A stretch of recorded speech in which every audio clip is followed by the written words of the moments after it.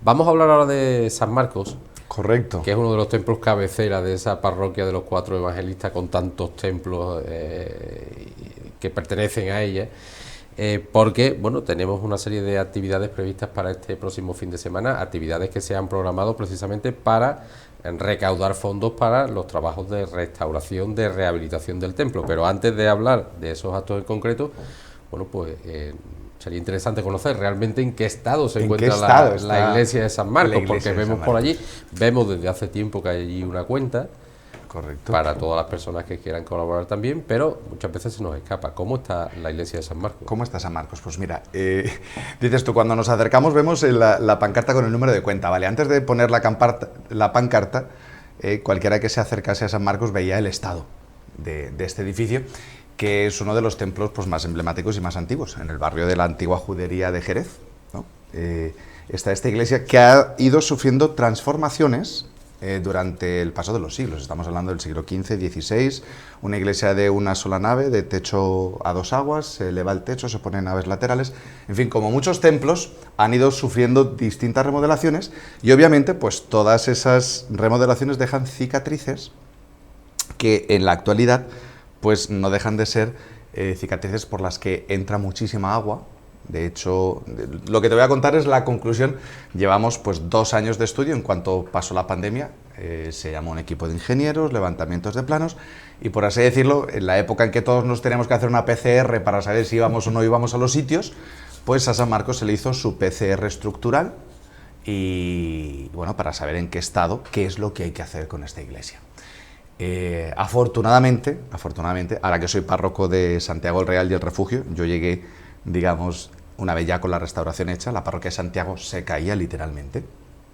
Eso me lo contaba don Diego Barba, mi antecesor, y eso es un tipo de obra que hay que cometer. San Marcos no se cae, que es algo que han preguntado mucho, es decir, en Jerez se ha vivido el cierre de San Mateo y que las hermandades que tenían su sede ahí tuvieran que salir, San Juan de los Caballeros también tuvo que cerrar, Santiago el Real y el Refugio tuvo que cerrar. Entonces la pregunta que muchos han hecho es decir, ¿qué hacemos? ¿Para dónde va a tirar la hermandad de la cena si cierran San Marcos? Entonces lo primero que nos han dicho los ingenieros es que San Marcos no se cierra, no hay necesidad, no se cae. Están poniendo nuestro amigo Antonio imágenes del estado de la iglesia, pues todas las manchas de humedades, etcétera, todos son entradas de agua. Curiosamente o irónicamente, los ingenieros, la conclusión a la que han llegado, han hecho unos estudios fantásticos con cámaras térmicas, etcétera, para ver hasta qué punto pues, todas estas imágenes que vemos pues son entradas de agua, son vacíos, son desprendimientos o hay riesgo de colapso. Lo que nos dicen es que el edificio se está asentando. Entonces yo le decía, digo, hombre, lleva 500 años asentándose, y dice, hombre, él se toma su tiempo, ¿no? O sea, las piedras se van asentando. Hay que tener en cuenta que el terreno no está impermeabilizado, ni teníamos en aquella época, en el siglo XV, la cimentación que hoy se tiene. Por tanto, digamos que dentro de la inestabilidad de un terreno en el que se construyó en el siglo XV-XVI y se ha ido aumentando el techo y aumentando los volúmenes, el edificio se está asentando. Conclusión, no se cae, pero hay que cerrar todas las entradas de agua que se le han hecho, que no son pocas. Ya se hizo una primera cometida de goteras. Cuando yo llegué a San Marcos, me acuerdo que yo llegué en septiembre del 19, empieza esta época de octubre-noviembre y empieza a llover y empiezan a aparecer goteras. Teníamos más de 15 cubos en la iglesia, más de 15 entradas. Se hizo una primera intervención de emergencia. Ahora lo que tenemos son, pues con todas estas borrascas, pues tenemos que volver a sacar los cubos. Nunca llueve a gusto de todo, ¿no? Nunca, nunca. O sea, que tenemos de nuevo los cubos por allí, ¿no? Tenemos nuevamente los cubos. De hecho, hay una entrada de agua junto al retablo de la Virgen de la Luz, que es una imagen que se restauró en su día. Tenemos entradas de agua en la Capilla de los Ceas desde muy al principio, ese famoso retablo que se cayó. La Capilla de los Ceas se retiró incluso el retablo. Sí, ese sí. retablo se mandó a restaurar. ¿En qué estado se encuentra ahora mismo? ¿En qué está? Mira, el trabajo de la Capilla de los Ceas fue, digamos, como el primer punto de intervención. Bueno, el primero fue el torreón de la escalera de subida a cubiertas que se caía, se hizo una intervención de emergencia. El segundo fue durante el confinamiento, fue cuando empezamos a detectar que este retablo de la Capilla de las Ceas avanzaba hacia adelante. Se apuntaló y bueno, y fue muy mediático porque hubo personas que dijeron, esto se cae.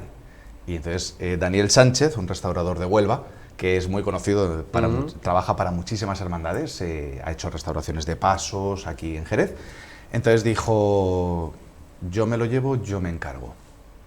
Mi taller asume la restauración de este retablo. Entonces ese fue el primer punto, se hizo un desmontaje y iniciamos trámites con Cultura, que eso es una dimensión desconocida del tiempo. Estamos en ello, esperando todavía, pues... Porque entiendo, claro, que no vamos a restaurar el retablo si no restauramos antes la capilla. Por supuesto. Eso fue lo primero que dijeron. Entonces, siguiente paso, vamos a llamar a ingenieros, arquitectos, para ver el estado de esa capilla, que entraba el agua. De hecho, corría literalmente por detrás del retablo, por eso el retablo se dañó. Entonces empezamos con la Capilla de los Ceas y a partir de ahí pues es lo primero que vamos a iniciar, además con un proyecto junto con la Hermandad de la Cena muy bonito y muy interesante. Y es que los que conocen la iglesia de San Marcos saben que conforme tú entras por la puerta principal, a mano derecha tienes al Señor de la Cena, a mano izquierda tienes el Apostolario, ¿no? Y la Virgen de la Paz y Concordia en el Sagrario y en el altar mayor. Pues, ¿cuál es la idea? Hablando y mirando, decíamos que en el proyecto de restauración de la Capilla de los Ceas, que es la capilla más grande, y poder rehabilitarla y tener de forma permanente el misterio de la Cena.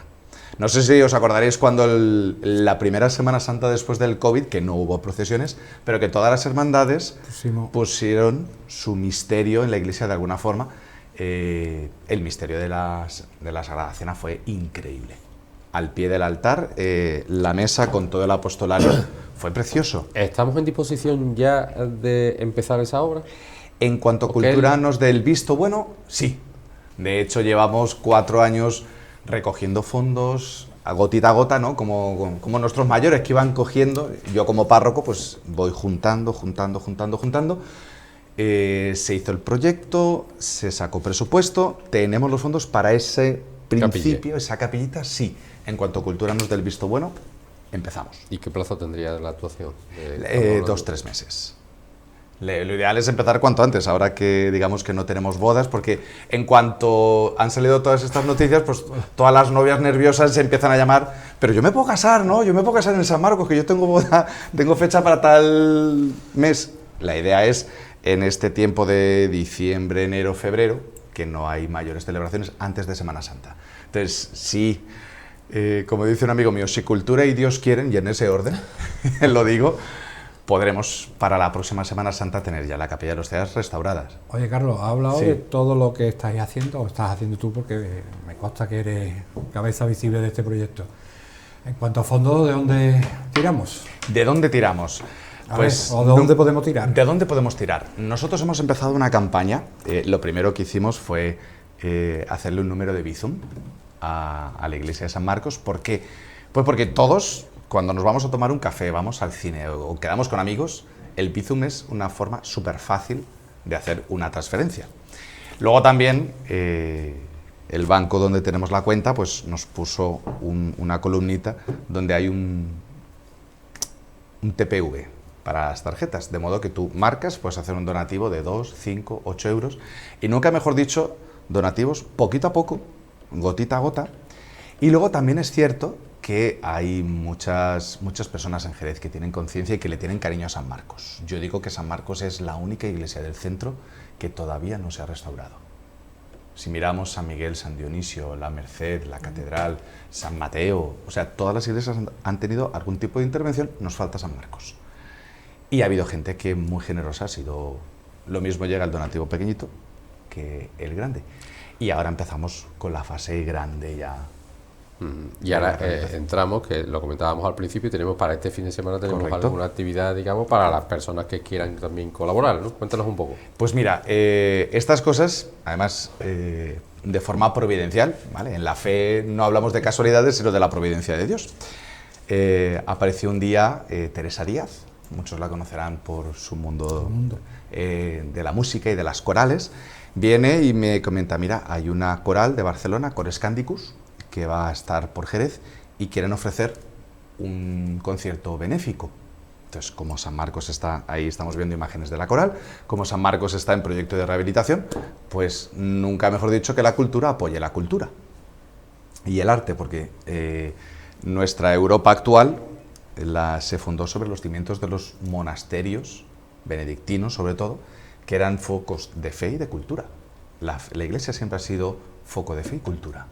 Entonces, estas iglesias, como la de San Marcos, pues tienen un valor cultural muy grande.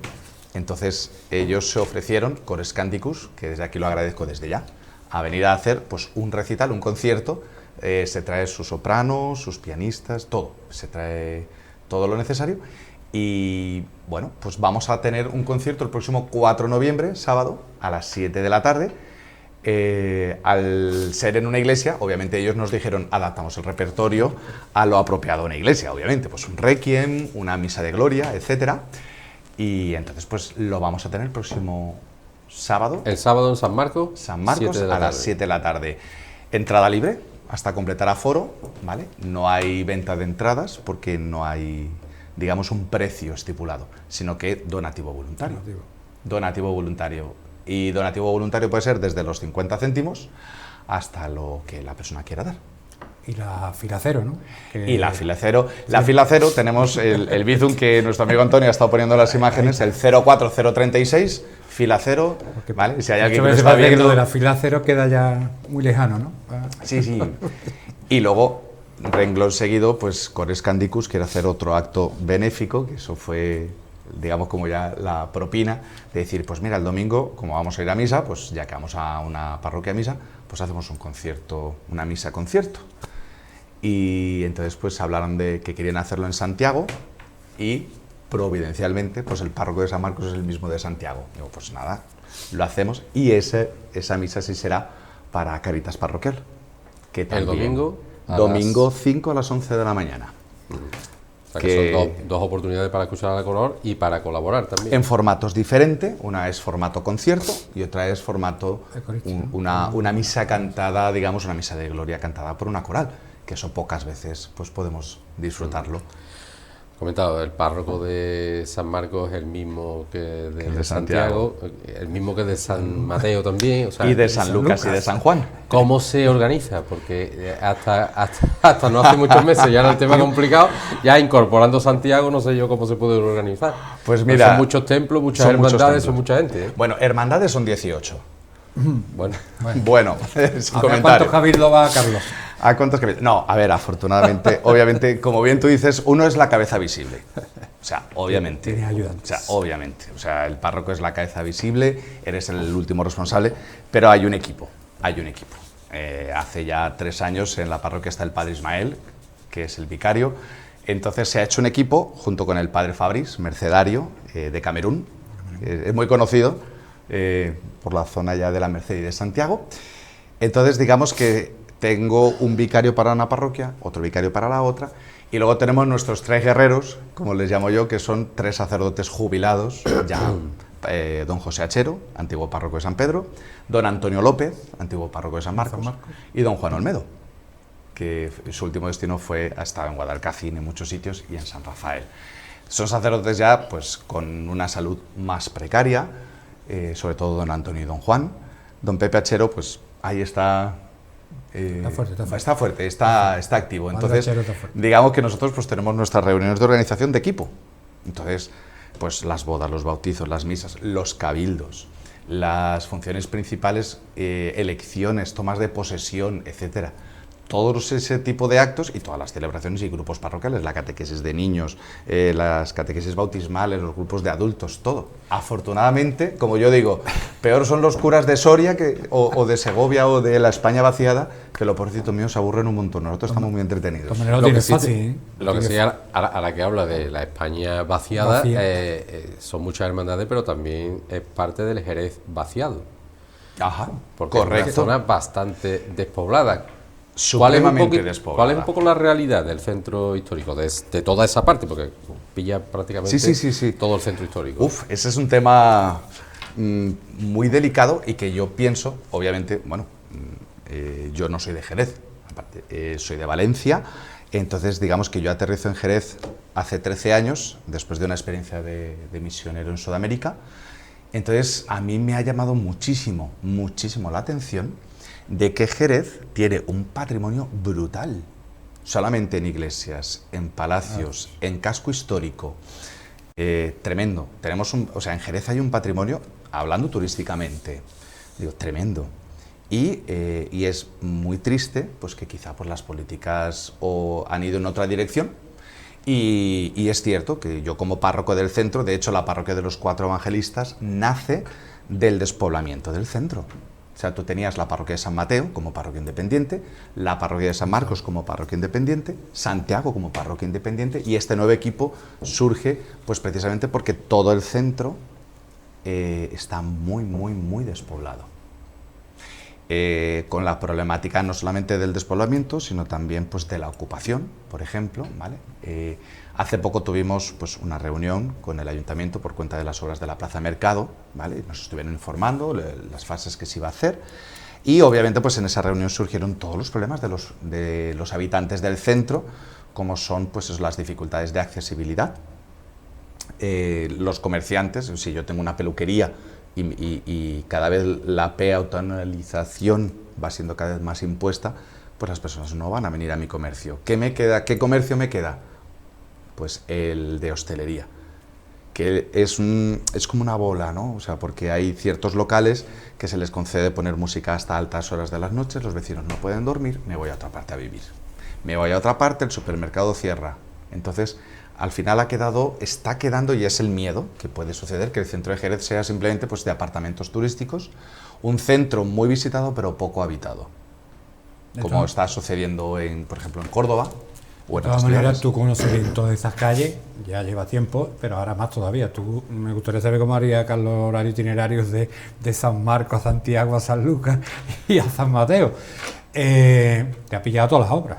Todas las obras, o sea, bueno, la obra eterna del último tramo de la calle Franco llegando a Santiago, ya han anunciado más obras. Es verdad que están quedando muy bien las calles, pero, por ejemplo, hay una dificultad de la cantidad de terrenos de casas caídas y de plagas de todo tipo de animales. Y obviamente eso trae infecciones, de insalubridad. Tú vas, por ejemplo, por la calle Juana de Dios Lacoste, hay una cantidad de casas que están. Y que muchas veces, no es que la gente no quiera, me pongo de ejemplo, ¿no? La burocracia, es cierto que no quiero echarle la culpa a nadie porque no venimos aquí a echar culpas, pero sí es cierto que, pues, por ejemplo, se dilatan los plazos de una forma tremendo, ¿no? O sea, ahora que no nos oye nadie, yo mandé desmontar el retablo antes de que me llegara el permiso de poderlo hacer, porque si no se caía y se rompía. Y antes de que se pierda una pieza, hay que cuidarla. Hablamos mucho del interior de San Marcos, volviendo a San Marcos, pero ¿y el exterior? Porque yo llevo años visitando, bueno, de hecho, contraí matrimonio en San Marcos, y la parte exterior, sobre todo la parte que da la capilla de San José, yo a veces digo, esto sigue igual, sigue igual que siempre. Ese rincón tan oscuro, tan dejado de la mano de Dios. Bueno, la plaza de nuestro Padre Jesús de la Sagrada Cena. Claro. Ahora con la coronación de la estrella, que había mucha gente ahí, tú lo ves y dices, bueno, pues hay que darle un lado de cara a la parte, es la parte norte, la parte a la que casi nunca le da el sol. Entonces, bueno, ahí hay que hacer también muchísimas obras de mucho tipo. Se nos va el tiempo, pero buscarlo más todavía. Una última cuestión, vamos a aprovechar. Yo he dicho antes que es víspera de la festividad de Todos los Santos. Correcto. Estamos en el mes de noviembre, pero hoy para mucha gente desde hace años es la noche de Halloween.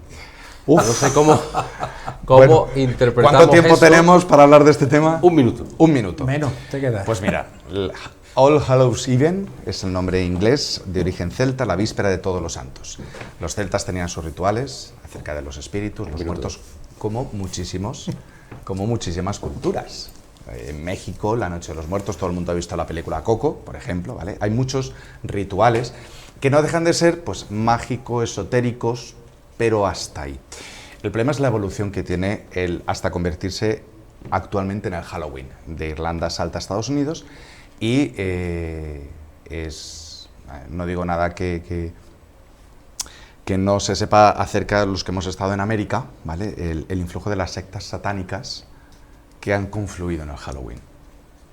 O sea, yo recuerdo en Colombia las brigadas policiales la noche de Halloween, porque es noche de sacrificios de animales, sacrificios de niños, sacrificios humanos, ¿vale? Donde se invoca el poder de Satanás.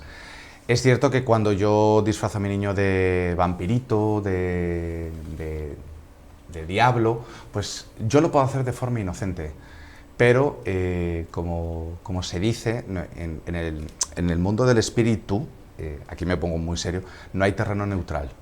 O invocas a Dios o invocas al otro. No hay espacio neutral. Entonces, es verdad que la casa que está vacía, ya lo dice la Biblia, es donde llega Satanás. Entonces, hoy por hoy, en una sociedad secularizada, donde Dios no está, el espacio está vacío. Y este tipo de celebraciones de referencia a la muerte, al asesinato, o sea, voy de cadáver, voy de asesino, de preso, yo pienso que la gente no es consciente. O sea, cuando el Señor dijo, perdónalos porque no saben lo que hacen, cuando yo veo a muchos padres disfrazando a su hijo si quieres que tu hijo vea con naturalidad la muerte, que vea la muerte con la naturalidad que tiene. Luego te encuentras padres que se muere el abuelito y no lo lleva al funeral. No, porque el niño no se vaya a traumatizar. No, o sea, la muerte hace parte de la vida. Los cristianos creemos que la vida tiene la última palabra. El Halloween está diciendo que la muerte es la última palabra. Entonces hay muchísimo contenido, esto nos daría para muchísimos programas, pero yo siempre hago el mismo llamamiento. No podemos inocentemente o frívolamente, ingenuamente, entrar en cosas, primero, que no son propias de nuestra fe, pero bueno, incluso para las personas no creyentes, ni siquiera de nuestra cultura, ¿no? Como decía aquel, yo hasta que no vea la Macarena en Nueva York no celebro el Halloween. No es de nuestra cultura, pero mucho menos que tiene una influencia y estamos entrando en terrenos peligrosos. Bueno, pues lo dejamos ahí. Muchísimas gracias a Carlos Redondo, párroco de los Cuatro Evangelistas y de Santiago. No falten a esa cita en San Marcos este próximo sábado a las 7 de la tarde. También el domingo esa misa en Santiago, porque promete ser muy interesante.